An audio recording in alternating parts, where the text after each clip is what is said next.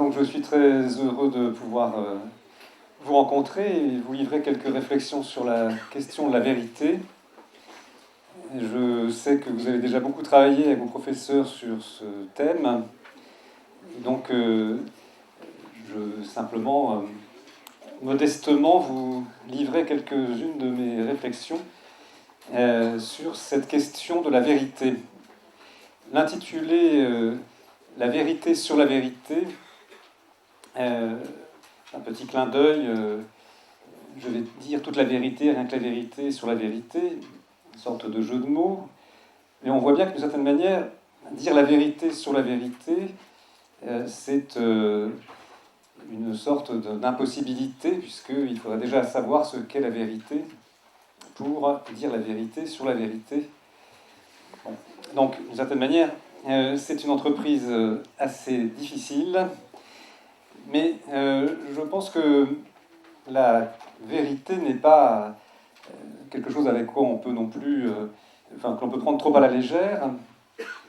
Et il me semble qu'il y a moyen peut-être d'y voir clair en réfléchissant tout simplement sur ce que on entend par vérité.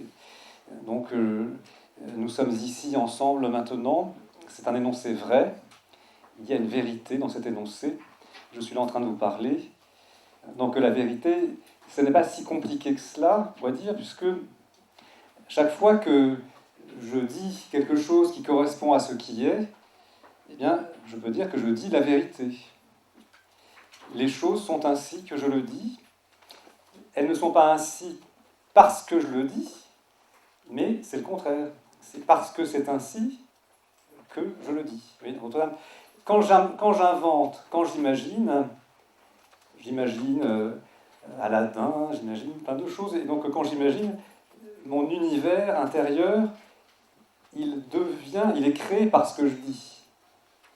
Ou quand je donne un ordre, ce qui se produit est créé en quelque sorte par ce que je dis.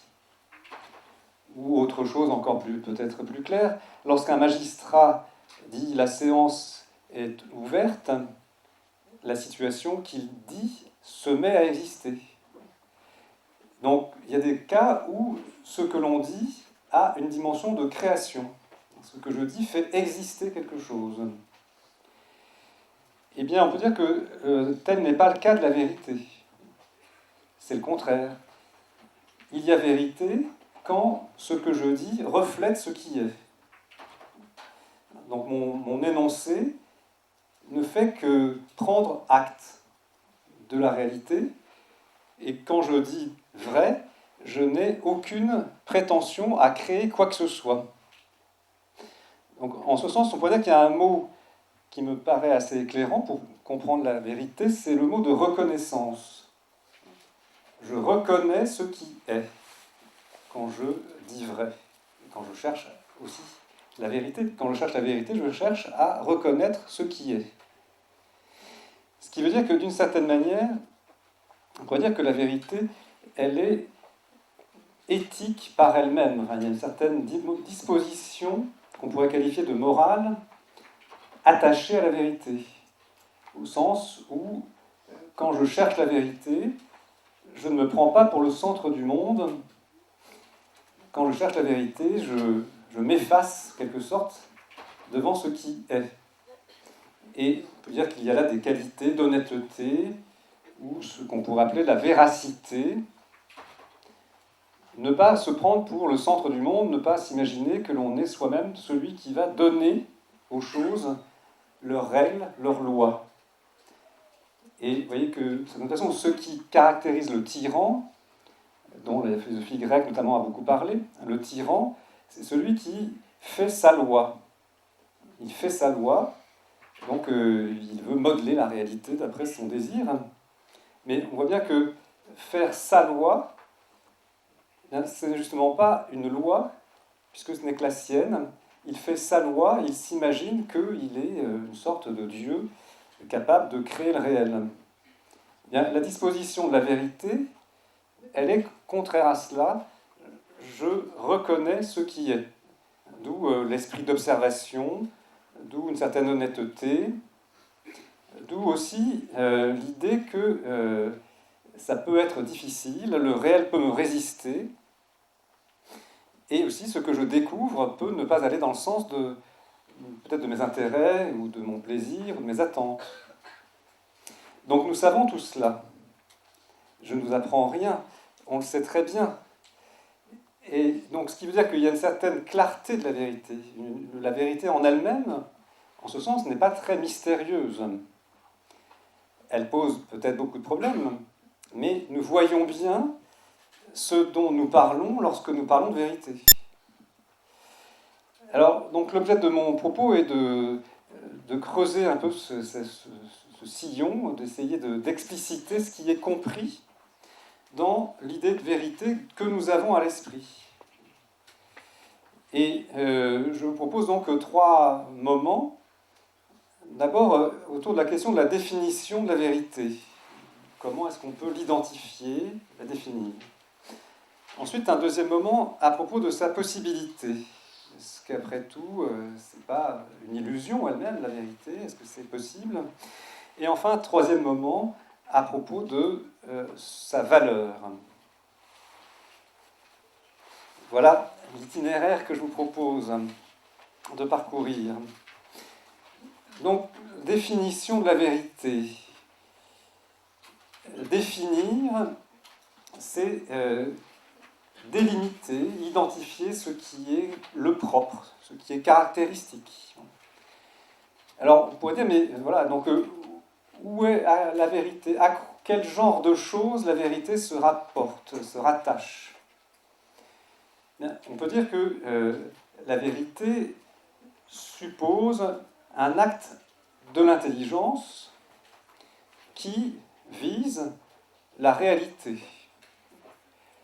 La vérité suppose un acte de l'intelligence qui vise la réalité avec l'intention d'identifier ce qu'est cette réalité. En ce sens, la vérité est indissociable de la connaissance.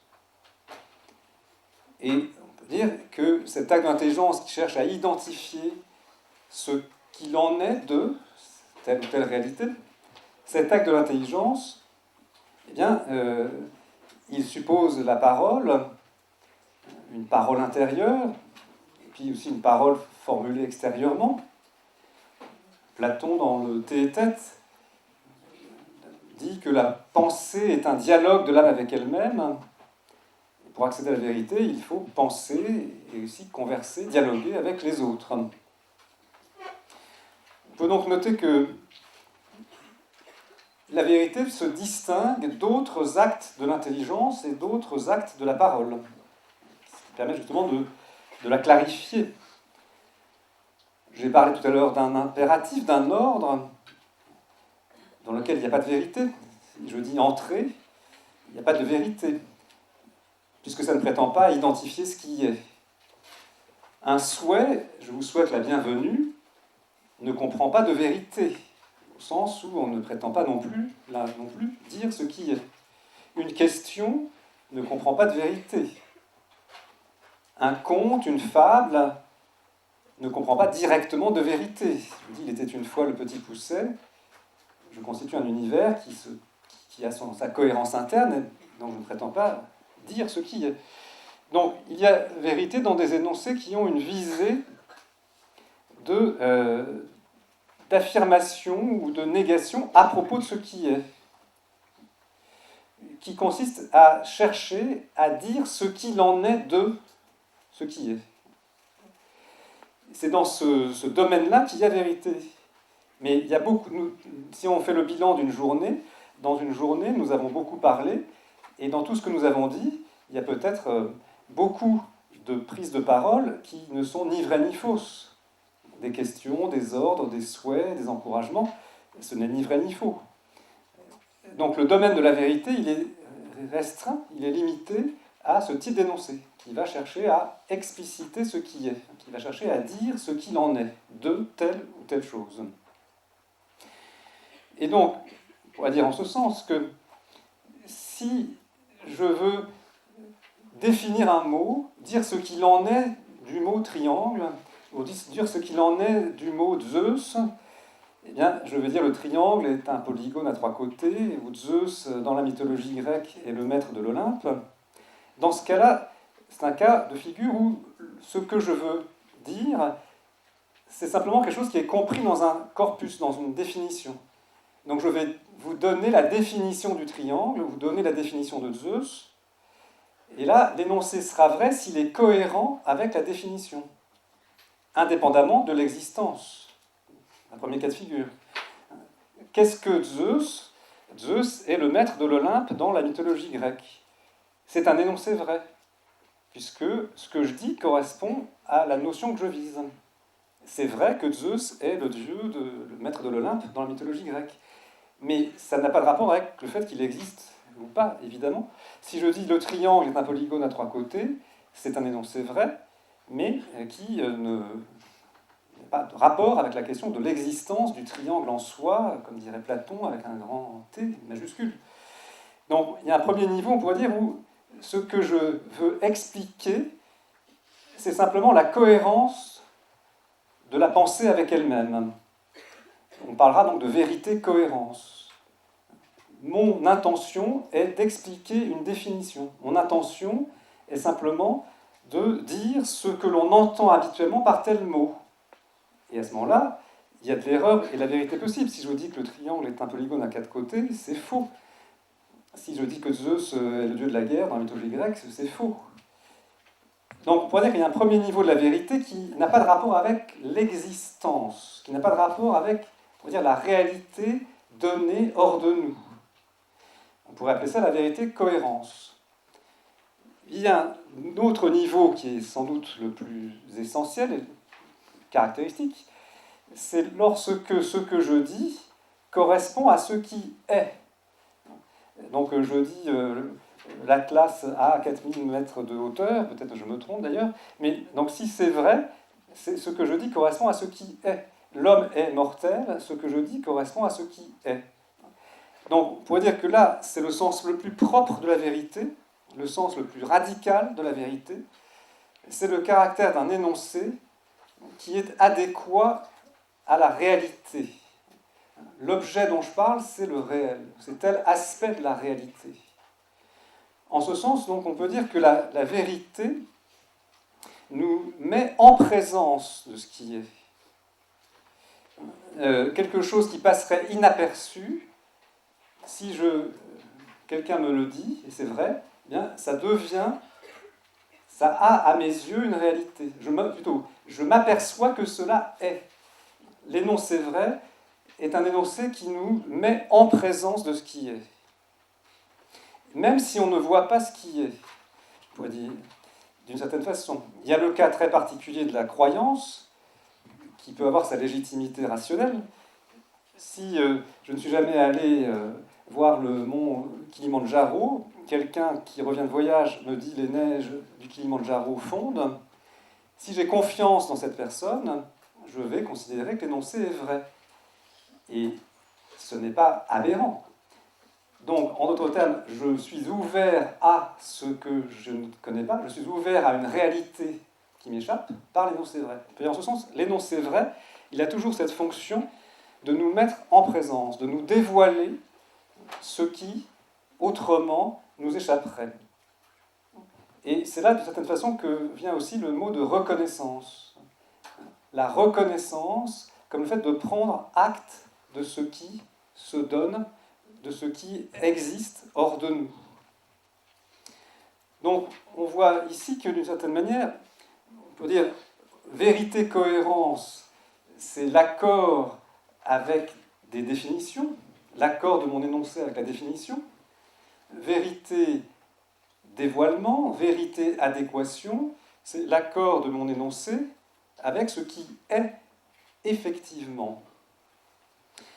Le point commun, c'est que dans les deux cas, l'intention de l'intelligence et l'intention de l'énoncé, ce n'est jamais d'inventer quoi que ce soit, ce n'est jamais de modeler, c'est toujours de prendre acte. Il y a une attitude, on pourrait dire psychologique, une disposition intellectuelle très simple. La vérité consiste à prendre acte de ce qui est, alors dans un univers de pensée, ou ce qui est dans le monde qui nous entoure. Et donc, en ce sens, il y a donc une dimension, on va dire, qui est profondément humaine de la vérité, puisque aucun d'entre nous n'est la cause de soi-même. Nous sommes tous dans un monde commun que nous n'avons pas inventé. Nous sommes tous précédés. Chercher la vérité, c'est chercher ce qui nous précède, chercher ce qui nous transcende, chercher ce qui est donné au-delà de nous, sans prétendre en être soi-même l'inventeur ou le concepteur ou le petit Dieu. Alors, en ce sens, on peut dire que il peut y avoir vérité s'il peut y avoir rencontre. La vérité est toujours une affaire de rencontre. Rencontre entre mon intelligence et ce que mon intelligence vise. Aristote dit cela de manière très belle, je trouve, en disant que, il dit ça notamment dans le traité de l'âme, un ouvrage qui s'appelle Traité de l'âme, que vous avez peut-être rencontré ou peut-être lu. Il dit il y a une puissance de l'intelligence, une capacité de l'intelligence à connaître. Mais il dit aussi qu'il y a une puissance des choses à être connues. Si les choses ne pouvaient pas être connues, nous, évidemment, nous ne pourrions pas les connaître. Donc il y a une puissance, une capacité de notre intelligence à connaître, et une capacité des choses à être connues. Et puissance, ce terme se distingue d'acte, pour dire que chacune des deux puissances est actualisée, passe à l'acte grâce à l'autre. En d'autres termes, mon intelligence, elle devient acte de comprendre parce que je rencontre la part intelligible de la chose. La puissance que j'ai de comprendre, elle passe à l'acte par la puissance qu'a la chose à être comprise. Ces deux puissances sont actualisées l'une par l'autre. Mon intelligence rencontre la chose. C'est ce qu'il appelle l'acte commun. L'acte commun de l'intelligence et de l'intelligible. Ce qui veut dire qu'il peut y avoir vérité parce que le monde n'est pas hostile. Il peut y avoir vérité parce que le monde n'est pas un chaos. Parce que le monde, d'une certaine façon, répond aux conditions de mon intelligence. Ce qui n'est évidemment pas neutre, enfin, qui est assez lourd de conséquences, on pourrait dire. Donc voilà la première manière de caractériser la vérité sous le rapport de la définition. Et on pourrait dire, ceci peut susciter plusieurs paradoxes. Donc toujours dans le premier moment, à propos de la définition toujours, je vous invite à réfléchir sur 4 paradoxes de la vérité. D'abord, on pourrait dire que la vérité est universelle et en même temps n'est pas universelle. Donc la vérité est universelle et en même temps elle n'est pas universelle. Donc universelle, cela veut dire qui est valable sans exception possible, par distinction avec général qui est valable dans la plupart des cas, et par particulier qui est valable dans un certain nombre de cas seulement, ou singulier dans un unique cas. Donc universel, c'est ce qui est valable dans tous les cas possibles, sans exception possible. Donc on pourrait dire que la vérité est universelle. Pourquoi ? Parce que l'énoncé vrai ne dépend pas de celui qui énonce. Donc s'il est vrai qu'il y a un rapport entre la force et la surface dans le phénomène de la pression, cet énoncé ne dépend absolument pas du fait que ce soit moi ou toi qui l'énonce. Donc, universelle, vérité. Mais en même temps, elle n'est pas universelle. Pourquoi ? Parce que la vérité est toujours la qualité d'une relation entre l'intelligence et une chose. Donc, la vérité, elle se rapporte toujours à quelque chose. On pourrait dire tout simplement, la vérité, on en parle, c'est bien gentil, mais on pourrait dire, mais la vérité de quoi ? La vérité à propos de quoi ? Tu me parles de la vérité, c'est bien, mais la vérité à propos de quoi ? Donc la vérité à propos de la pression. À ce moment-là, oui, P égale F sur S. Vérité à propos de la pression. Vérité à propos de la condition humaine, l'homme est mortel, d'accord. En d'autres termes, la vérité ne peut pas être universelle puisqu'il n'y a de vérité qu'à propos de réalités particulières. Ce qui permet peut-être d'avoir une approche plus concrète de la vérité. La vérité se rapporte toujours à quelque chose de particulier. À propos de quoi je dis vrai. Et en ce sens, on pourrait dire que pour bien comprendre la vérité, il faut remarquer que l'adjectif vrai est peut-être plus éclairant que le nom vérité. Parce que le propre de l'adjectif, c'est de qualifier un nom. Et c'est exactement ce qui se passe pour la vérité. Parce que qu'est-ce qui est vrai? C'est une proposition, c'est un raisonnement, c'est un énoncé. La vérité, elle suppose toujours une attention à quelque chose de particulier. Donc, je pense que pour les analyses que vous pourrez être amené à faire dans les copies, ça peut être une distinction utile, parce que sinon, on risque de parler de la vérité de manière trop abstraite et finir par ne plus voir de quoi il est question. Bien, donc bref, je résume ce paradoxe. La vérité est universelle quant à la reconnaissance possible. Donc, un énoncé vrai peut être reconnu par n'importe qui, puisqu'il dit ce qui est. Donc, voilà. Mais elle n'est pas universelle quant à l'objet dont on parle. Puisqu'il n'y a de vérité qu'à propos de quelque chose de bien particulier. Deuxième paradoxe, on peut dire que la vérité est l'objet de la connaissance et en même temps n'est pas l'objet de la connaissance. Donc ça découle un peu de ce qu'on vient de dire. La vérité est l'objet de la connaissance et tout à la fois n'est pas l'objet de la connaissance. La vérité est l'objet de la connaissance parce que une connaissance fausse, ce n'est pas une connaissance. Et si je veux prendre acte de ce qui est, il faut évidemment que je vise bien et que je sois en adéquation avec ce qui est. Donc en ce sens, c'est-à-dire la vérité est l'objet de la connaissance. Quand je me mets en quête d'une connaissance, je cherche la vérité. Mais la vérité n'est pas l'objet de la connaissance. Parce que vous voyez bien que si je m'intéresse à des phénomènes physiques, donc par exemple l'exemple de la pression, ou si je m'intéresse à des phénomènes biologiques, la structure de la cellule, la mitochondrie, ou si je m'intéresse à, je ne sais pas, n'importe quoi, du marketing, quel que soit ce à quoi je m'intéresse, l'objet de la connaissance, c'est quelque chose de particulier. Si je veux étudier la mitochondrie, l'objet de la connaissance, c'est la mitochondrie. Ce n'est pas la vérité. Donc on peut dire que la vérité est la condition de la connaissance. Mais ce n'est pas l'objet de la connaissance. Une connaissance qui est une vraie connaissance est adéquate à son objet.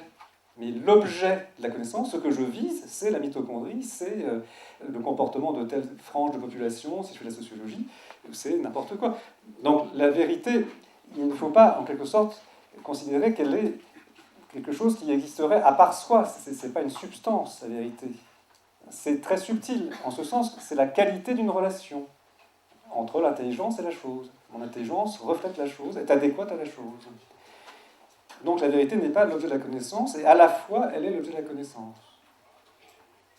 Troisième paradoxe, difficulté qui en fait permet plutôt de clarifier que d'obscurcir, j'espère, la vérité n'est pas subjective, et à la fois, elle est subjective.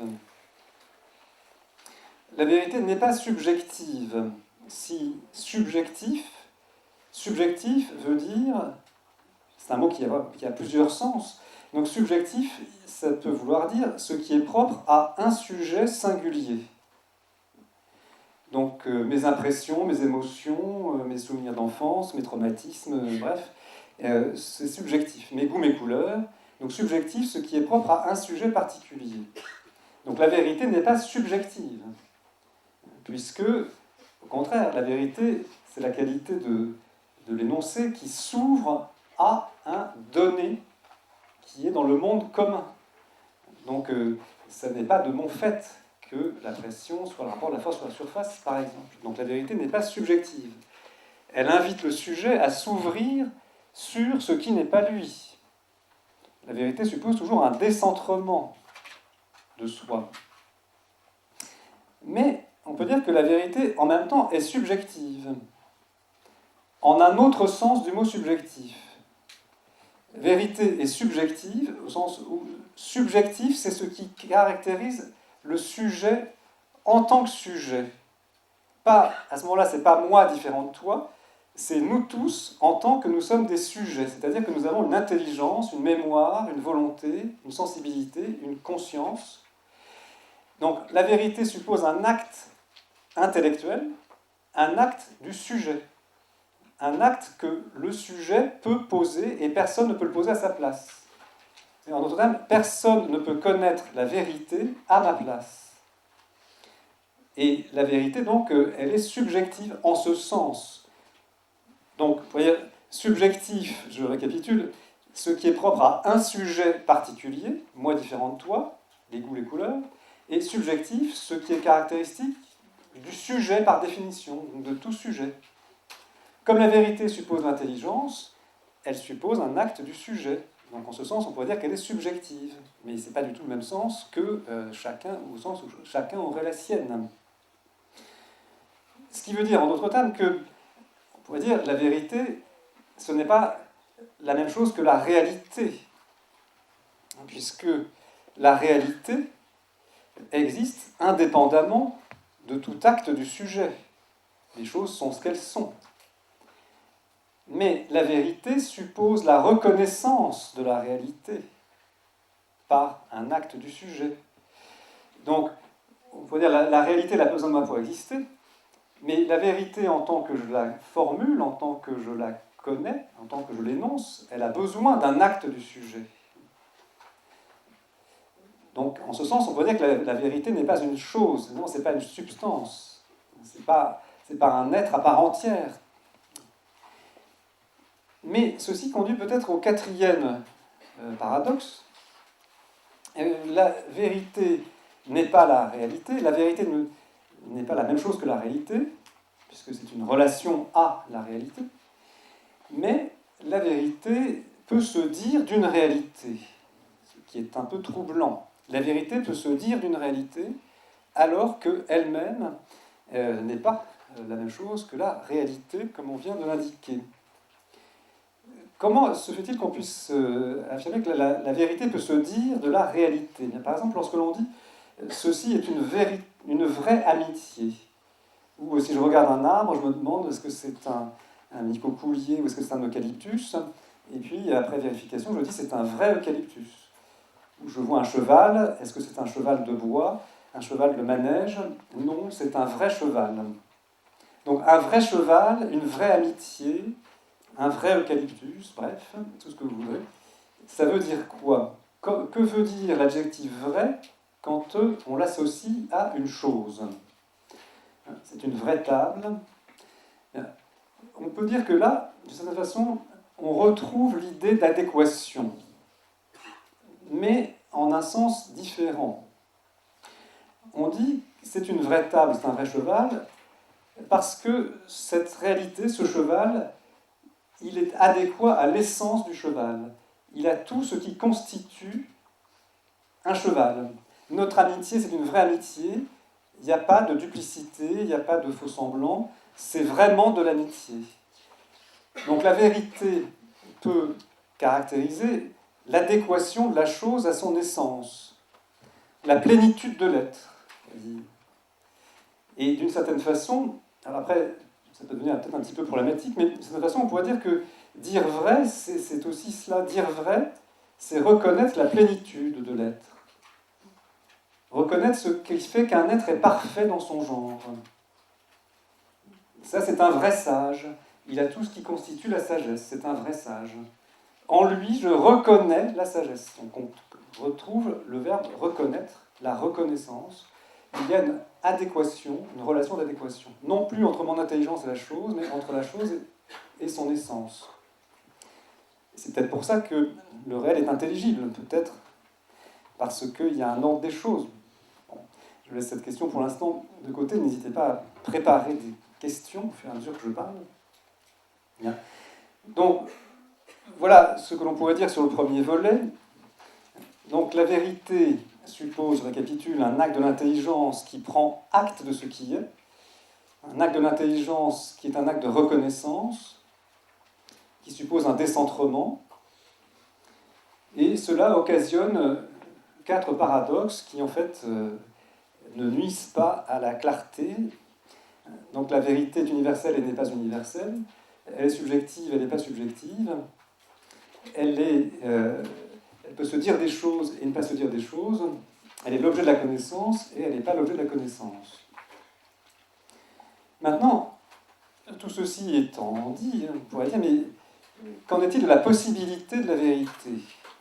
Après tout, peut-être que tout ça est bien beau, mais ce n'est pas si facile que ça de connaître la vérité, de l'identifier, comment comprendre. Et on peut souligner qu'il y a de très nombreuses raisons de mettre en cause la possibilité même de la vérité. La tradition sceptique est là pour nous le dire. Alors, je pense qu'il faut prendre le scepticisme au sérieux, mais peut-être que le scepticisme nous aide à comprendre la vérité. Alors, premièrement, peut-être une première chose à remarquer, c'est que le sceptique, il doute. Et pourquoi est-ce qu'il doute? Et qu'est-ce que c'est que douter? On peut dire que douter, c'est s'abstenir d'affirmer ou de nier. Donc l'homme est libre, l'homme n'est pas libre. Je n'affirme pas, je ne nie pas. Douter, c'est s'abstenir de juger, parce qu'on est en présence d'une contradiction indécidable. Il y a autant de raisons de dire que l'homme est libre que de raisons de dire qu'il n'est pas libre. Donc, la contradiction, les deux contraires, se neutralisent. Donc, je suis en quelque sorte paralysé ou dans l'incapacité de juger. C'est ça le doute. Mais, première remarque, on pourrait dire que le doute prend au sérieux la règle de cohérence. Le sceptique, en tout cas ce doute-là, prend au sérieux la règle de cohérence. C'est-à-dire, je sais que je ne peux pas dire à la fois, du même point de vue, que l'homme est libre et qu'il n'est pas libre. On peut dire en ce sens que le doute est un hommage rendu à la vérité, ou à la condition de la vérité. Je ne me permets pas de dire n'importe quoi, et comme je ne peux pas me prononcer, eh bien, je ne dis rien ou je ne juge pas. Donc, une première remarque peut-être à faire. Deuxième remarque, le doute, comme la vérité, n'est pas universel par lui-même, parce que c'est toujours à propos d'eux. Donc je doute si l'homme est libre ou pas, je ne sais pas s'il est libre ou pas, mais ça ne m'empêche pas que dans le même temps, je puisse avoir une connaissance à propos de la pression. Donc le doute, comme la vérité, ne peut pas être universel puisqu'il porte sur un objet particulier. Alors, en ce sens, on pourrait dire, mais qu'est-ce qui constitue le scepticisme? Qu'est-ce qui fait le scepticisme avec la désinence en isme qui indique quelque chose de très systématique? On pourrait dire que le scepticisme ose affirmer que la vérité est impossible. En tout cas, le scepticisme le plus radical. Le scepticisme le plus radical affirme un caractère universel du doute. C'est pas à propos de tel ou tel objet, il y a doute, mais à propos de n'importe quoi, il y a forcément doute, puisqu'on ne peut pas connaître la vérité. Alors, comment le scepticisme ose passer de quelques doutes au doute universel? Comment c'est possible? Parce qu'on pourrait dire, après tout, je fais un effort de connaissance, ça ne marche pas, il y a des contradictions, j'arrête, je doute. Après, je vais essayer autre chose, ça ne marche pas, j'arrête, je doute. Mais comment est-ce que je passe de plusieurs doutes à l'idée qu'il faut douter de tout, et qu'on ne peut pas ne pas douter de tout, sans exception possible? Eh bien, on peut dire que ceci se fonde dans deux groupes d'arguments. Il y a, comme la vérité est une relation entre l'intelligence et la chose, il y a des raisons qui tiennent à l'intelligence et des raisons qui tiennent aux choses. On peut donc regrouper les arguments sceptiques en deux catégories qui ne s'excluent pas. Il y a des raisons qui tiennent au sujet et des raisons qui tiennent aux choses. Donc vous avez peut-être travaillé Montaigne ou d'autres sceptiques. Donc, dans la littérature sceptique, on a une sorte de classification des arguments, donc, que l'on peut regrouper sous ces deux têtes de chapitre. Alors mon propos ici est de questionner le scepticisme, évidemment assez modestement, mais il me semble que le passage du doute particulier au doute universel est assez problématique, que peut-être que les raisons de douter ne sont pas très raisonnables. Je prends le risque de cette thèse, peut-être aussi pour susciter vos questions. Les raisons du scepticisme qui tiennent au sujet se ramènent elles-mêmes à une. Il y a une grande raison du scepticisme par rapport au sujet, c'est qu'on dira il est impossible de sortir de ce que nous éprouvons. Le sujet, il est enfermé dans ses sensations et dans ses représentations. Donc la vérité est une affaire de rencontre. Je dois me heurter à ce que je n'ai pas inventé et qui est là. Eh bien, le sceptique dira, en fait, je ne connais jamais que ce que je ressens. Donc je touche une écorce d'arbre, ça me paraît rugueux, mais la rugosité, c'est mon problème. C'est pas l'écorce d'arbre. Je connais simplement au mieux, je connais l'effet d'écorce d'arbre sur moi, mais je ne connais pas l'arbre ni l'écorce. Si je m'approche du feu, j'ai chaud, mais le feu, il n'a pas chaud. Donc ce que j'éprouve ne me fait pas connaître les choses, mais ça me fait connaître simplement ce que j'éprouve. Donc je suis enfermé dans ce que je ressens. Chacun est enfermé dans ce qu'il ressent. Et donc, par conséquent, on ne peut pas accéder aux choses mêmes. C'est la thèse du sophiste Protagoras. La science, c'est la sensation. Donc on ne dépasse pas le stade de la sensation. Je ne connais que ce que je ressens. Chacun ne connaît que ce qu'il ressent. Bien, donc on peut appeler ça le relativisme, on peut appeler ça comme l'on veut, mais c'est l'idée qu'il n'est pas possible en fait d'accéder à un au-delà de soi. Cet argument est sans doute légitime et correspond à une expérience humaine. Ce que je ressens, c'est pas ce que tu ressens, d'accord ?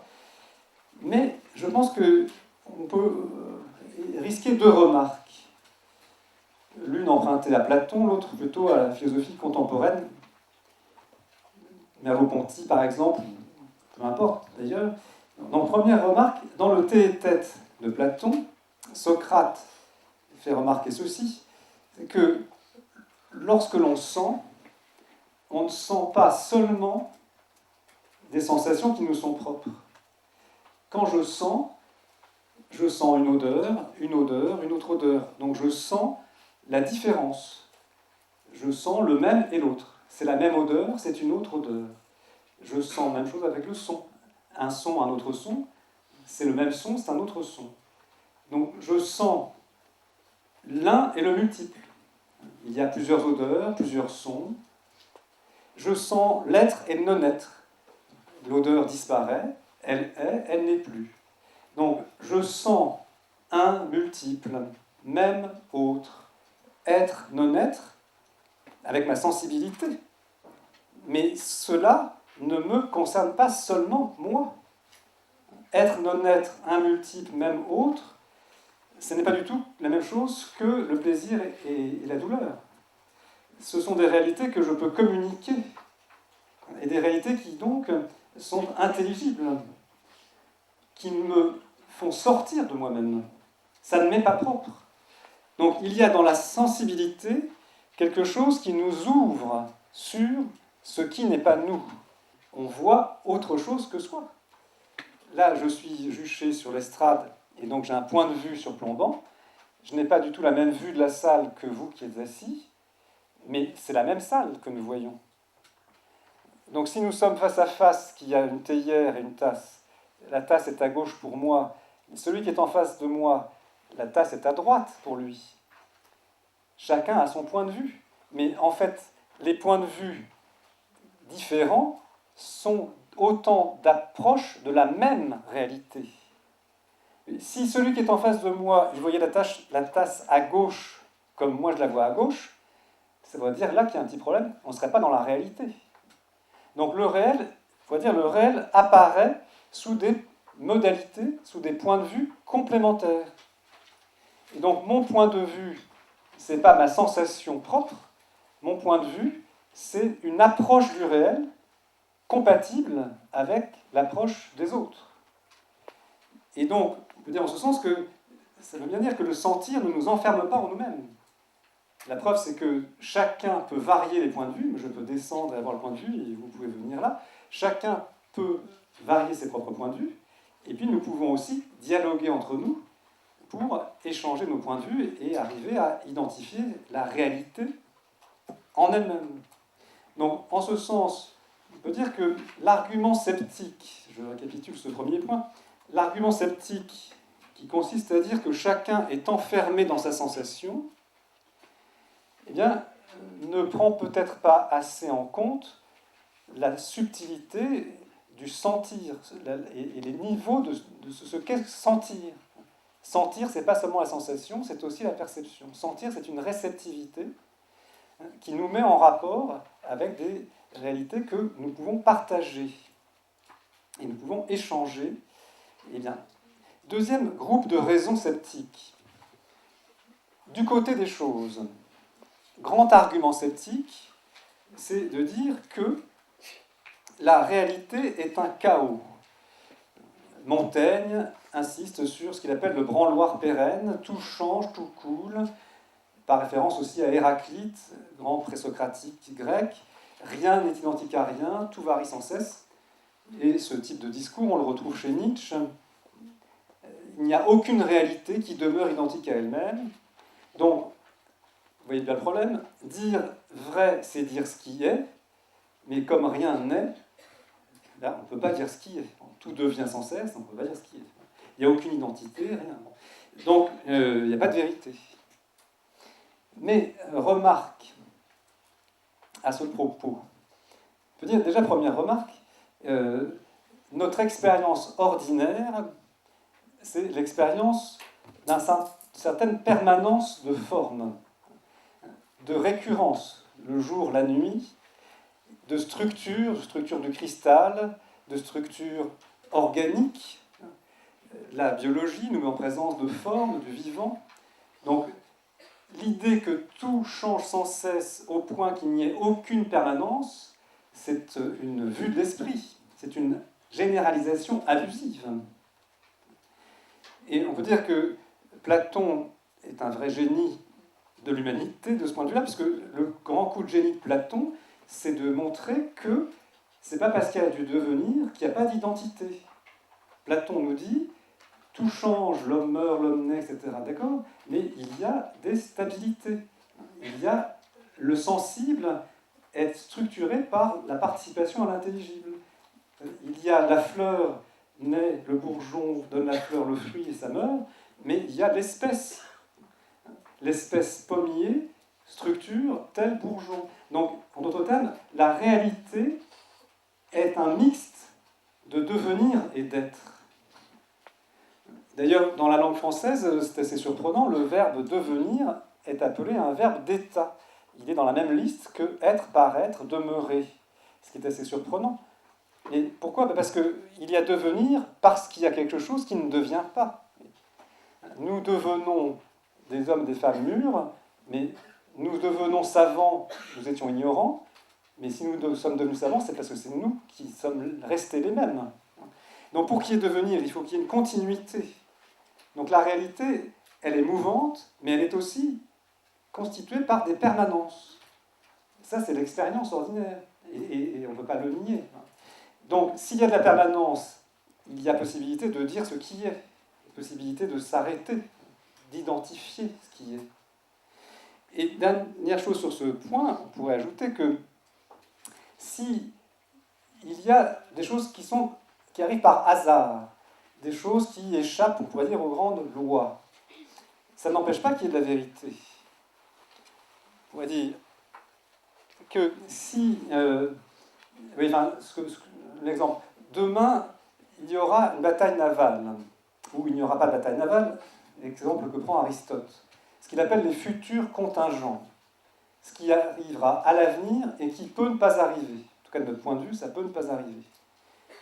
Donc, à propos de l'avenir contingent, il n'y a pas de vérité. Maintenant, l'énoncé « il y aura une bataille navale » n'est ni vrai ni faux, puisque justement, il n'y a rien, puisque c'est demain que ça arrivera. Donc, on pourrait dire en ce sens, le temps est un principe de surgissement. Le temps est un principe de nouveauté, dira-t-on. On ne sait pas de quoi l'avenir sera fait, etc. Donc le temps est un principe de surgissement, de nouveauté, etc. D'accord ? Mais, donc, il s'oppose à la vérité, on pourrait dire. Parce que la vérité suppose que les choses soient arrêtées. La vérité se rapporte toujours à ce qui est figé. Donc soit à l'éternité, soit au passé, soit au présent. Mais jamais à l'avenir qu'on appellera contingent, c'est-à-dire qui peut être ou pas être. Or, on dira, le propre du temps, c'est juste ce qui est intéressant dans le temps, c'est l'avenir contingent. Donc on pourrait synthétiser en disant que la vérité du temps, ce qui fait que le temps est vraiment le temps, c'est qu'il est un lieu de surgissement imprévu. Pensez à un auteur comme Bergson, par exemple, L'évolution créatrice de Bergson, un texte qui a beaucoup marqué les esprits, début du XXe siècle. Bergson, dans L'évolution créatrice, dit ça, le propre du temps, c'est le surgissement d'imprévisibles nouveautés. Donc on pourrait dire, la vérité du temps, ce qui fait que le temps est vraiment le temps, s'oppose au temps de la vérité. Le temps de la vérité, c'est le passé, ou le présent, le déjà accompli. Et la vérité du temps, c'est ce qui n'est pas encore accompli. Donc il y a une contradiction entre les deux. Donc la vérité est impossible dans le temps. Mais deux remarques à ce propos. C'est-à-dire que tout ce qui arrive dans le temps n'est pas imprévisible, première chose. Il y a des lois. Et donc il y a de la vérité à propos du futur qui n'est pas contingent. C'est pas parce qu'il y a des choses imprévisibles que tout est imprévisible. Et deuxième point, même ce qui est imprévisible, une telle bataille à laquelle on n'aurait jamais pensé, je sais pas quoi, même ce qui est imprévisible, une fois que c'est arrivé, eh bien, on peut le dire. Et on peut aussi en avoir une certaine intelligence a posteriori. Donc, ce n'est pas parce qu'il y a une zone du réel qui est incertaine que la vérité est impossible. Donc, en ce sens, je n'expédie pas le scepticisme de la manière un peu rapide peut-être, mais je questionne le scepticisme. Et il me semble que, justement, les raisons de douter universellement ne sont pas peut-être tout à fait raisonnables. Parce que ça suppose une systématisation abusive. C'est-à-dire qu'on est toujours enfermé dans ces sensations, ou que le réel est toujours un chaos, de manière telle qu'on ne peut jamais dire ce qui est. Ça me paraît excessif. Donc je pense que la vérité est possible, mais toujours à propos d'un objet particulier. Et enfin, on pourrait se poser la question de la valeur. À quoi bon la vérité ? Finalement, même si elle est possible, elle n'a peut-être pas de valeur, puisque dire ce qui est, les choses sont ce qu'elles sont, et puis après tout, et après, qu'est-ce qu'on en fait ? Et en plus, on pourrait, à propos de la valeur de la vérité, opérer deux remarques. Là aussi, première remarque à propos de l'idée de valeur de la vérité. La valeur, c'est ce à quoi nous tenons. Ce à quoi nous tenons, parce que ça paraît important à nos yeux. Donc un objet donné par un aïeul, je ne sais pas quoi, ça a beaucoup de valeur à mes yeux. Valeur sentimentale, dira-t-on, etc. La valeur suppose un rapport entre ce qui se présente et ce qu'on attend. Valeur marchande, c'est le ratio entre l'offre et la demande. La valeur suppose un rapport entre ce qui se présente et ce qu'on attend. Donc cet objet, eh bien, il va combler mon attente, ou il évoque beaucoup de choses pour moi, donc il a beaucoup de valeur. Or, la vérité, elle est indépendante de notre attente. Il y a des vérités qui ne font pas plaisir. Connaître la vérité, c'est se détourner de soi pour se tourner vers ce qui est. hors de soi. Thématique de la conversion, pensez à l'allégorie de la caverne de Platon. Donc on se détourne des ombres pour se tourner vers la réalité lumineuse. Donc, on peut dire en ce sens, valeur de la vérité, c'est une contradiction dans les termes, de ce point de vue-là. Parce que c'est d'une certaine manière dire que la vérité, elle est considérée à partir de ce qu'elle m'apporte. Mais la vérité, elle n'est pas là pour m'apporter quelque chose. Ce qui est vrai, quoi que j'en pense, ça me fait plaisir ou pas, c'est pas le problème. Ce qui est vrai est vrai. Donc, il y a quelque chose qui peut être éclairant, peut-être de manière un peu cynique, chez Nietzsche, c'est que Nietzsche parle de la valeur de la vérité, il parle beaucoup de la valeur de la vérité, mais en fait, c'est pour la déprécier. Parce que, on pourrait dire que ce qui compte, si ce qui compte, c'est ce qui m'est utile, ce qui a du prix à mes yeux, eh bien Nietzsche va dire, il y a des cas où le mensonge a plus de valeur que la vérité. Donc parler de la valeur de la vérité, c'est la relativiser, c'est la subordonner à notre attente, la subordonner à notre intérêt. Il y a des cas où elle a beaucoup de valeur, et il y a des cas où elle n'a pas de valeur. Alors, ça peut se penser, évidemment, c'est tout à fait pensable, mais ce qui pose quand même problème, c'est que, d'une certaine façon, ce n'est plus tout à fait la vérité si je la transforme en un instrument qui vaut autant que son contraire. Comment est-ce que c'est possible? Comment penser cela? Bien, on pourrait dire d'une certaine manière que, je vais y revenir après, mais on pourrait dire la vérité, déjà première remarque, donc la valeur de la vérité c'est une notion problématique. Mais on pourrait ajouter, deuxièmement, la vérité finalement ne sert à rien. Elle ne sert à rien en politique, elle ne sert à rien en morale, et on pourrait décliner. Donc la vérité ne sert à rien en politique, on va dire. Elle ne sert à rien en politique, pourquoi? Parce que, quel que soit le régime politique, le but premier, c'est la paix civile. Le but premier de l'art politique, c'est de faire coexister des forces contraires. En ce sens, Machiavel, dans Le Prince, est très lucide et il ne parle pas d'un régime politique particulier. C'est déjà beaucoup si un pouvoir réussit à éviter le chaos social. C'est le minimum vital qu'on puisse attendre du politique. Ce que le philosophe français Pascal disait, la paix civile, c'est la seule chose qu'on puisse espérer. Or, pour faire exister la paix civile, eh bien, il faut un art du moindre mal, un art aussi peut-être de menacer, un art de séduire, un art de promettre, de faire avec les circonstances, un opportunisme de bonne aloi. Et il faut aussi être capable de ne pas tout dire, il faut être capable de conserver les secrets d'État, etc. Et la seule chose qui compte, c'est le résultat. En ce sens, on pourrait dire qu'un moyen n'est ni vrai ni faux. Le problème du moyen, c'est d'être efficace.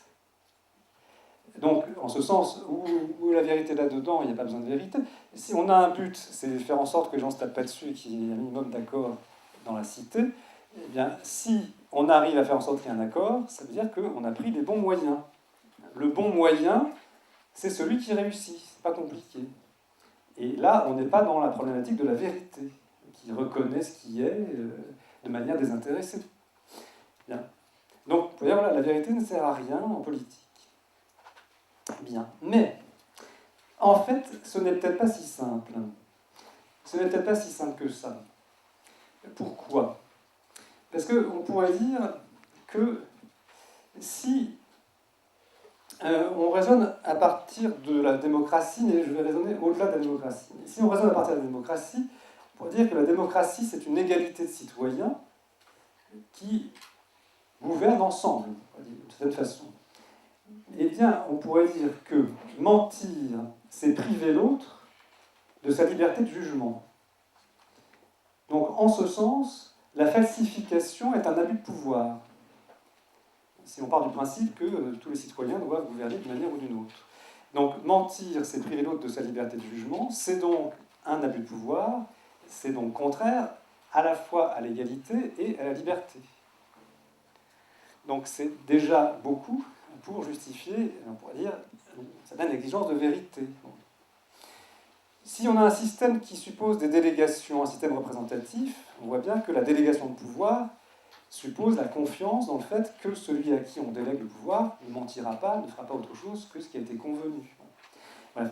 Donc, au plan de la démocratie, on pourrait développer cette idée, mais ce qui m'intéresse surtout, c'est au-delà de la démocratie, dans l'exercice du politique en tant que tel, quel que soit le régime, il y a quelque chose de très remarquable, justement, dans le Prince de Machiavel, qui n'est pas un théoricien de la démocratie, mais qui est plutôt un penseur de l'art du politique. Machiavel dit, dans le chapitre 18, ce que je vous ai dit tout à l'heure. Le but, c'est la stabilité de l'État, et les bons moyens, ce sont les moyens qui réussissent, donc il n'y a pas besoin de vérité. Il ajoute même que le prince doit savoir paraître juste alors qu'il ne l'est pas, doit paraître bon, miséricordieux, voire pieux alors qu'il ne l'est pas. Le prince, donc, est un habile producteur d'apparence à titre de moyen.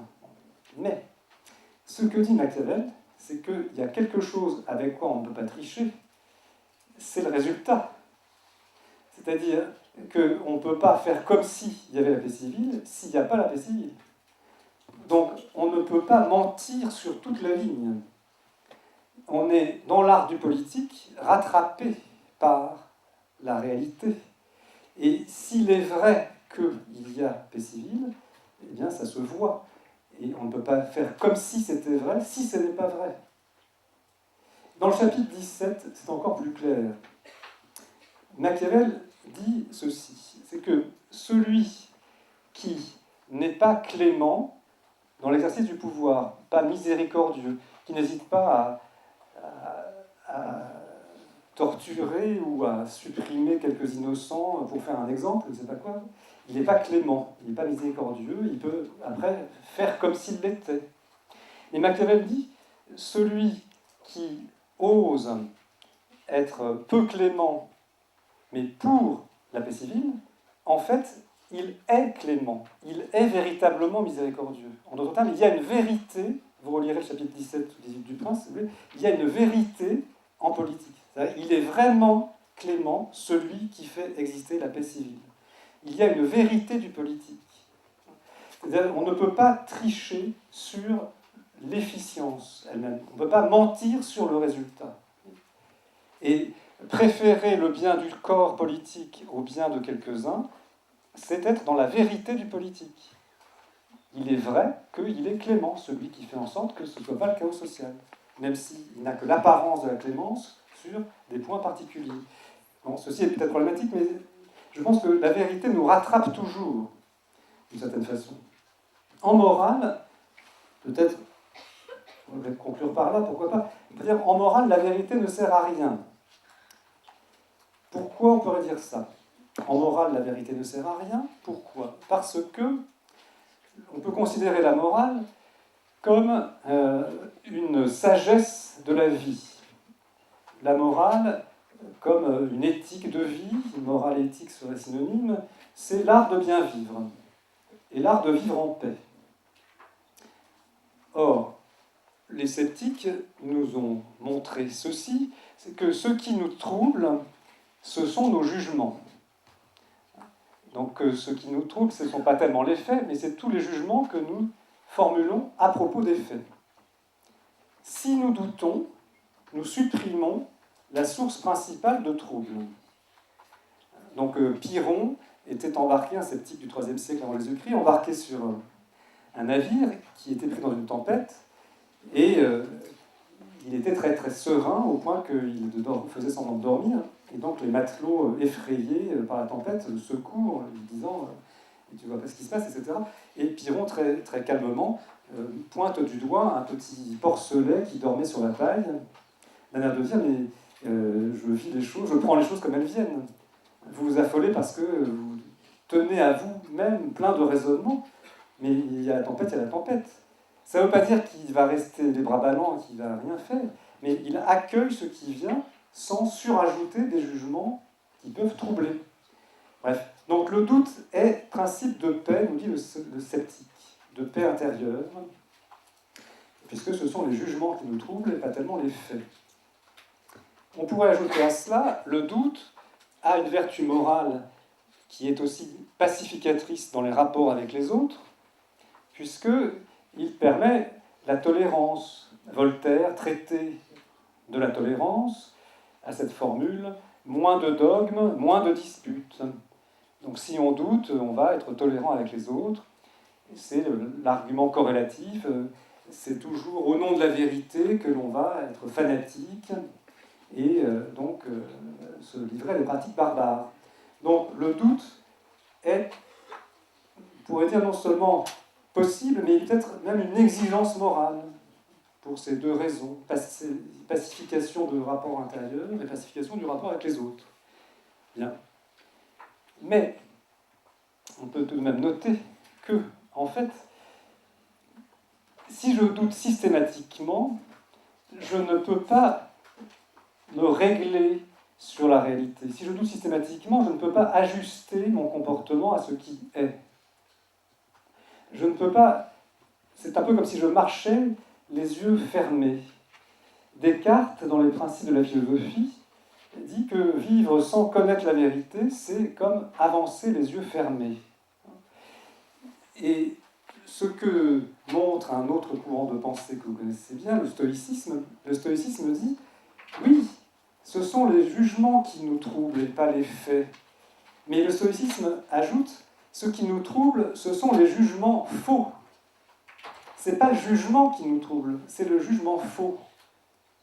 Si je crois que je peux tout, et que j'entreprends tout et n'importe quoi, à ce moment-là, je serais frustré, donc malheureux. C'est le jugement faux qui trouble, c'est pas le jugement en lui-même. Pour vivre en paix, il faut connaître ce que l'on est, ce que sont les autres, ce qu'est le monde, ce qu'est Dieu, etc. Il faut s'inquiéter de ce qui est, pour avoir un rapport ajusté à la réalité. Quant à l'argument de la tolérance qui repose nécessairement sur le doute, par opposition au fanatisme qui serait une conséquence logique de la vérité, on pourrait revenir au point de départ de notre propos en faisant remarquer que la vérité, et ainsi je vais boucler la boucle, la vérité est toujours à propos de. Première chose. Et deuxièmement, la vérité suppose un acte subjectif. Donc, la vérité ne peut pas être imposée par la force, parce qu'elle suppose la compréhension du rapport à ce qui est dit. On a dit aussi que la vérité suppose l'échange de points de vue. Donc, le fanatisme fait insulte à la vérité. Le fait, on pourrait dire, de chercher de manière violente à imposer la vérité, ce n'est plus la vérité qu'on impose. Rechercher la vérité, c'est rechercher ce qui est commun, rechercher ce qui nous transcende, rechercher ce sur quoi il peut y avoir un accord, et un accord fondé sur l'honnêteté. Donc, en ce sens, il n'y a pas de risque à chercher la vérité dans le cadre des rapports sociaux, et au contraire, cela permet de rendre à chacun ce qui lui revient. Même si, et je termine par là, on pourrait dire que toute vérité n'est pas bonne à dire, peut-être. Toute vérité n'est pas bonne à dire. Et parce que justement, la vérité se rapporte toujours à quelque chose de particulier. Donc, si j'ai affaire à un enfant jeune, je ne vais pas forcément lui expliquer ce qu'il n'est pas en mesure de comprendre sur le monde, sur la sexualité, sur ce qui me paraît être peut-être prématuré, c'est ce que dit aussi Rousseau dans Émile. Il y a un temps pour tout, il y a un temps pour comprendre. Donc il y a des vérités qui ne sont pas bonnes à dire, peut-être qu'il y a aussi un droit à la vérité, ou une dignité à recevoir telle ou telle vérité. Toute la question est de savoir que dire à qui et quand, en fonction de la circonstance, de ce qu'il est. Mais dire que toute vérité n'est pas bonne à dire, ce n'est pas du tout mettre en cause la vérité. Il y a, on pourrait dire, une vertu qui est la vertu de prudence. La vertu de prudence, c'est l'art de arbitrer dans les cas particuliers. Est-ce que je dois dire cette vérité à telle personne? Est-ce que cela va la traumatiser ou pas? Est-ce que c'est un devoir pour elle de l'entendre ou pas? Ceci relève de la prudence. Or, pour répondre à ces questions, est-ce que je dois dire telle vérité maintenant à telle personne ou pas? Pour répondre à cette question, il faut la vérité. Je dois connaître en vérité ce qu'est cette personne, ce qu'est cet énoncé-là, ce qu'est le contexte. Donc, même si on considère que certaines vérités ne sont pas à dire, il faut connaître la vérité à propos du contexte qui fait que cette vérité n'est pas à dire. Ce qui fait qu'on ne peut en fait pas se passer de la vérité. Donc, il me semble que sa définition est intelligible, qu'elle est possible, et que c'est une valeur. Merci beaucoup.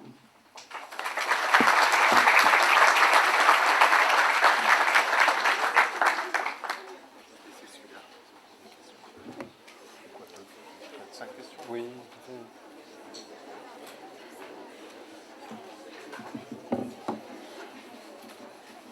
Bien. Écoutez, je ne vous cache pas que moi, n'étant pas dans le bain du sujet, j'ai eu beaucoup trop d'informations.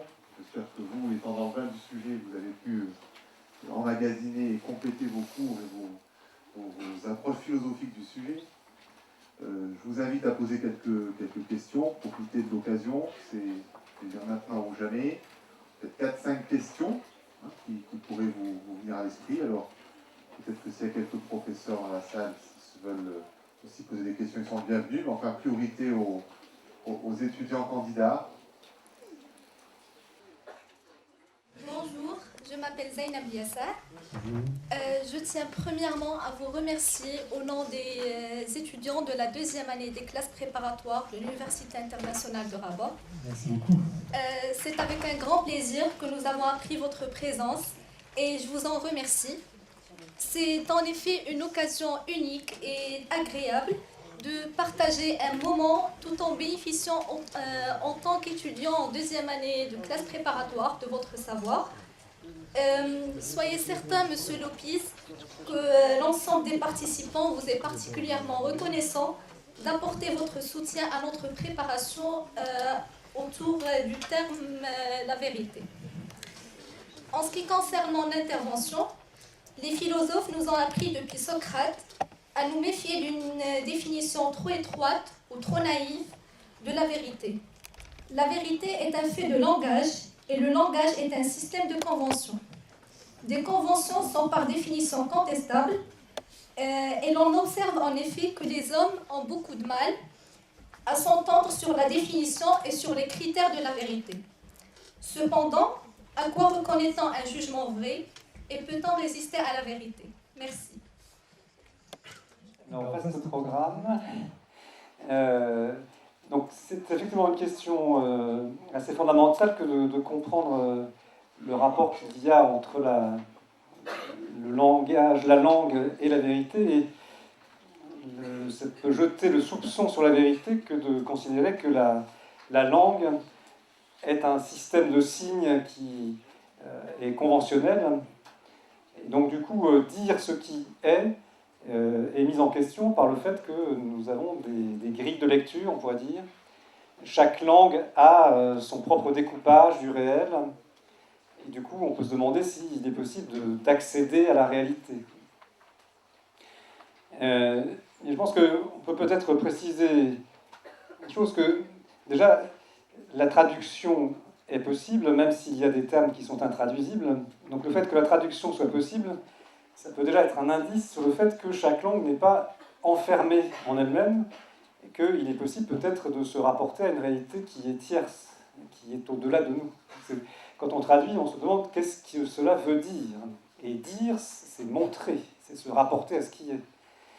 Donc c'est déjà un indice permettant de penser que la vérité est possible, peut-être au sens où chaque langue n'est pas un système absolument clos, qui serait comme une grille de lecture que l'on projetterait sur la réalité. Et puis peut-être une deuxième chose, c'est que la convention, où est-elle dans le langage? Jusqu'où va la convention dans le langage?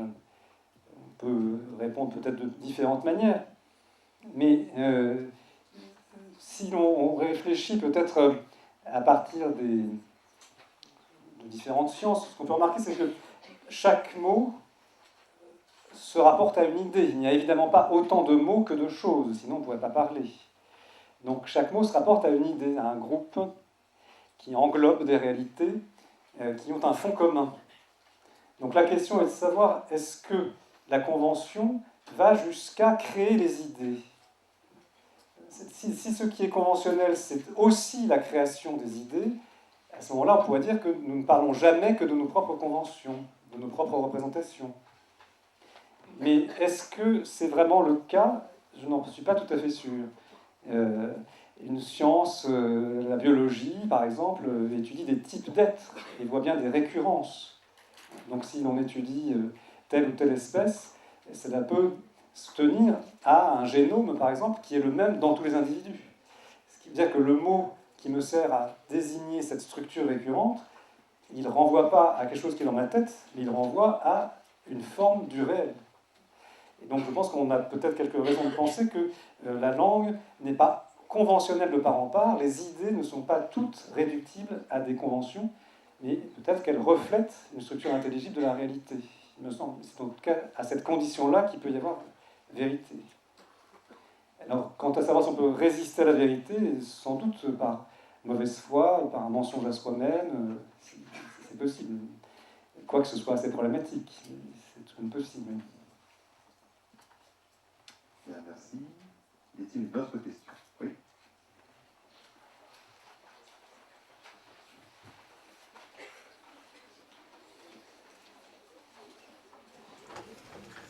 Voilà, bonjour. Je m'appelle Oufri Zakaria. Je suis étudiant en deuxième année classe préparatoire au lycée Omatrien. Et je voudrais justement vous interroger par rapport à une question qui me taraude l'esprit depuis un certain moment, depuis que nous étudions ce thème, et justement par rapport à ce que vous avez, par rapport à la notion que vous avez traitée tout à l'heure et qui essaye de délégitimer un peu la liberté d'expression. C'est-à-dire que finalement, la question que je me demande, c'est qu'est-ce que vous pouvez nous dire par rapport au principe de la liberté d'expression. C'est-à-dire que ce principe, il permet à tout le monde de dire n'importe quoi, et il nous permet à chacun d'avoir sa propre vision de la vérité, justement comme vous l'avez dit, selon son angle de vue, selon son point de vue, etc. Et est-ce que finalement cela ne nous éloigne pas de l'atteinte de la vérité? Voilà, et surtout, dans ce contexte, est-ce que finalement, la violation de certaines libertés d'expression et de certaines libertés individuelles ne serait pas légitime, puisque cette même liberté d'expression nous éloigne de la vérité. Voilà, c'est le propos de ma question. Merci. Merci beaucoup. Alors, c'est un domaine là aussi épineux peut-être, mais ce qu'on pourrait dire, c'est que de manière peut-être abstraite, ou à ne regarder que la vérité, on peut dire que la liberté d'opinion ou la liberté d'expression rend possible tout et son contraire, comme énoncé. Et donc, du point de vue de la vérité, on pourrait avoir cette thèse disant que la liberté d'expression est en contradiction avec la vérité. Puisque c'est... d'une certaine façon, quand je connais la vérité, je reconnais ce qui a une nécessité à mes yeux. Enfin, une nécessité logique, une nécessité de fait, simplement. Or, si la liberté, c'est la possibilité de dire tout et n'importe quoi, c'est contraire à la vie de l'esprit rigoureuse qui va reconnaître la vérité. Donc ça pourrait être une thèse. D'une certaine manière, on pourrait dire que dans un travail de formation intellectuelle, il s'agit surtout de reconnaître ce qui est là et qu'on n'a pas inventé. Donc on n'est pas dans une logique de liberté. Cette manière de dire les choses, c'est une thèse possible. Maintenant, deux choses me paraissent invalider quand même cette thèse. La première, c'est que la vérité ne peut être reconnue que par un travail intellectuel qui prend le risque de l'erreur, le risque du doute, et qui, justement, va se confronter à des objections, et même aux objections les plus aberrantes qui soient, en fait. Donc, en ce sens, s'il n'y a pas la liberté comme vie intérieure et les dialogues entre nous, la vérité est inaccessible, d'une certaine manière.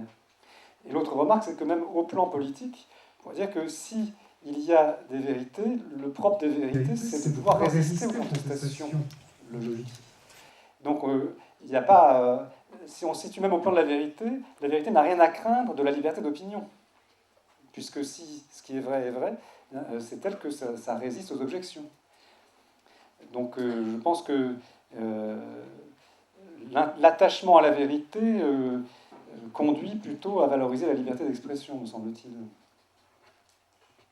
Oui, mais quand même, la liberté d'expression encourage le relativisme culturel.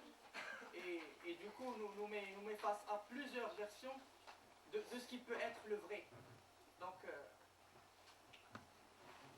Oui, alors, je pense aussi qu'il y a des domaines dans lesquels il y a peut-être ni vrai ni faux, d'une certaine façon.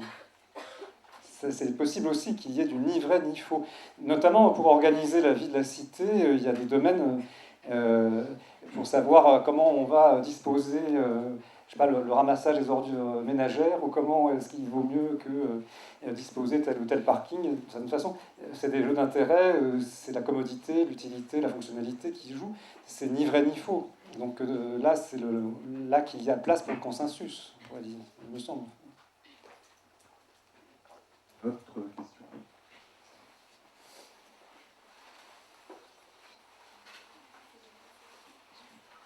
Je me présente, Nofal Moukas, du centre préparatoire de Kenitra, lycée Mohamed VI. Bon, j'ai des questions qui touchent en profondeur l'essence même de la vérité. Spinoza dit « Est bon ce que tu désires ». Serait-ce possible aussi de dire « Est vrai ce que tu crois ou ce que tu penses ?» La vérité est-elle soumise alors au subjectivisme de l'être? Votre question au niveau du scepticisme, c'est une question assez abrupte. Peut-on douter du doute?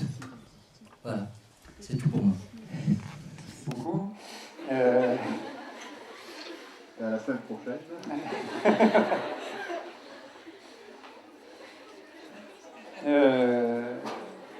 Oui, alors. Je pense que l'idée même de vérité, et là-dessus Spinoza ne dirait sans doute pas le contraire, mais l'idée même de vérité, c'est l'idée de ce qui, de la reconnaissance de ce qui nous précède. Spinoza disant l'homme n'est pas un empire dans un empire. Donc, ce qui veut dire que la sagesse passe par la reconnaissance de ce qui me précède et en même temps me constitue. Donc je suis sage et je connais la joie, dit Spinoza, lorsque je comprends que je suis compris. Je suis compris au sens d'être pris dedans. Je suis partie prenante de la nature, dira-t-il. Donc la vérité, ce n'est pas mon œuvre, en fait, ce n'est pas en ce sens. C'est pas, je ne peux pas, si je considère que est vrai ce que je dis, vrai, c'est une inversion, peut-être même une subversion de la vérité. C'est dire qu'il n'y a pas de vérité. Si je dis que est vrai ce que je dis vrai parce que je le dis. Donc on pourrait écarter la vérité par le fait même. Mais du point de vue des notions, c'est exactement le contraire de la vérité.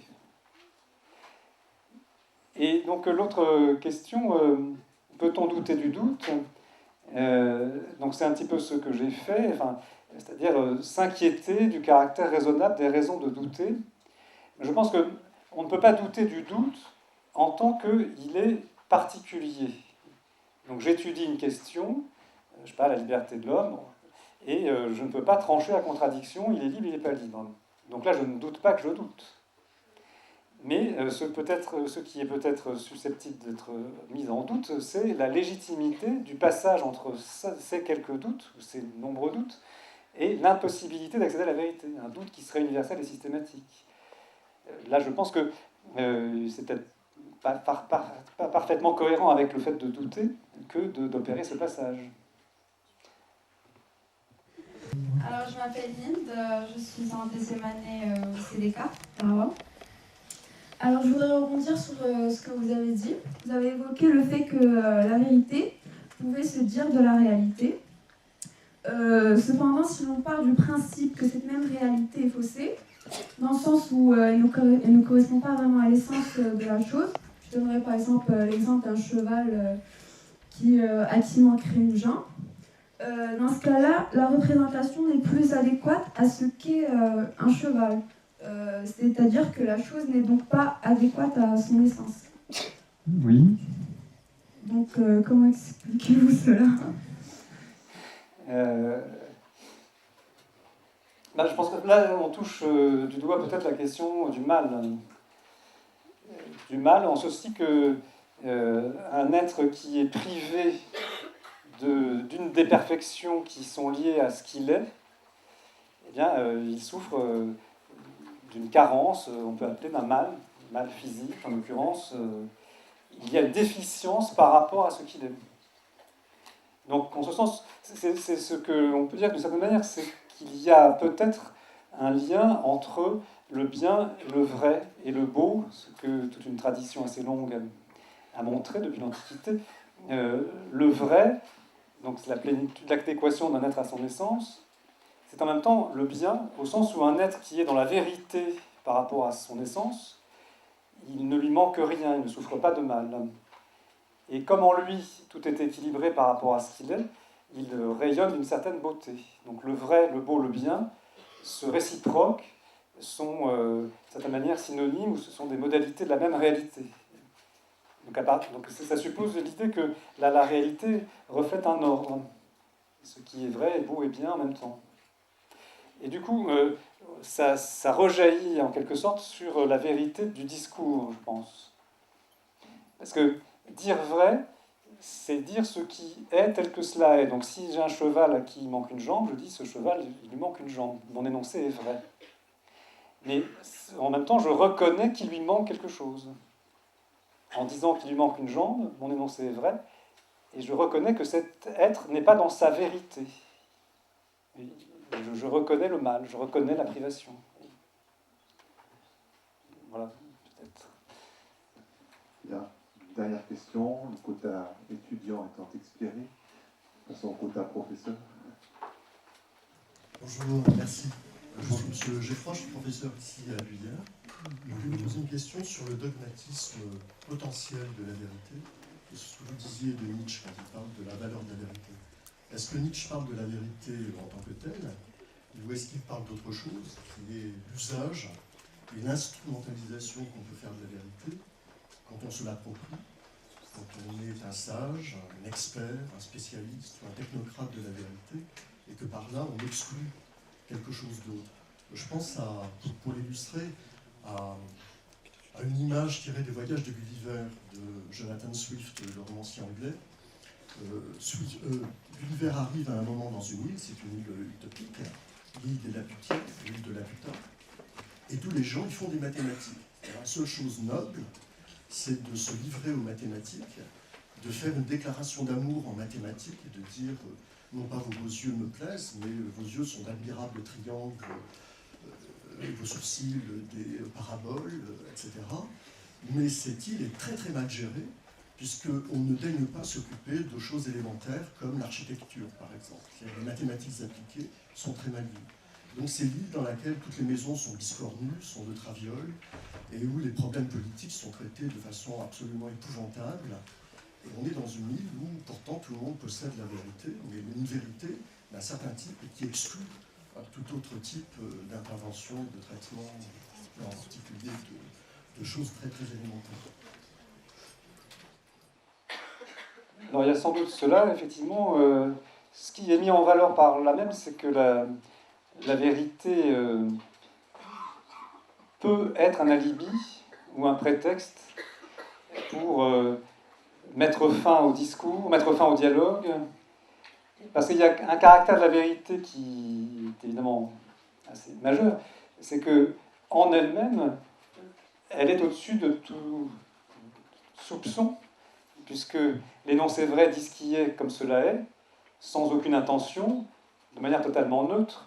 Donc la vérité est au-dessus de tout soupçon d'instrumentalisation ou de rapport de pouvoir, et elle est d'une certaine manière au-dessus de toute discussion. en elle-même. Ce qui est vrai, c'est vrai, il n'y a pas à discuter. Donc ces deux caractères, elle est neutre, elle ne pense pas à mal, elle est libre à l'égard de tout rapport de pouvoir, et elle est au-dessus de la discussion, puisque ce qui est vrai est vrai. Ces deux caractères peuvent être isolés et pris en eux-mêmes comme l'alibi justement de l'autoritarisme, de ce qu'on pourrait appeler, sur un sens péjoratif, le dogmatisme.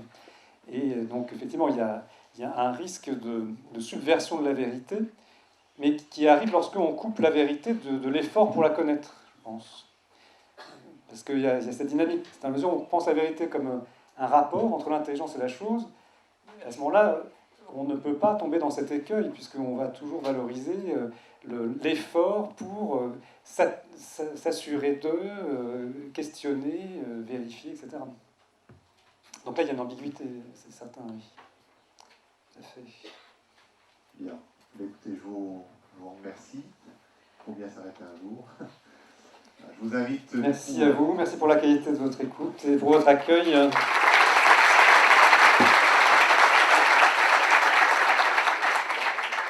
Voilà, j'invite tout le monde à l'extérieur. Vous avez une collation qui vous sera proposée. J'espère que vous continuerez vos débats avec vos professeurs respectifs. Et je vous souhaite une belle réussite, surtout à vos concours.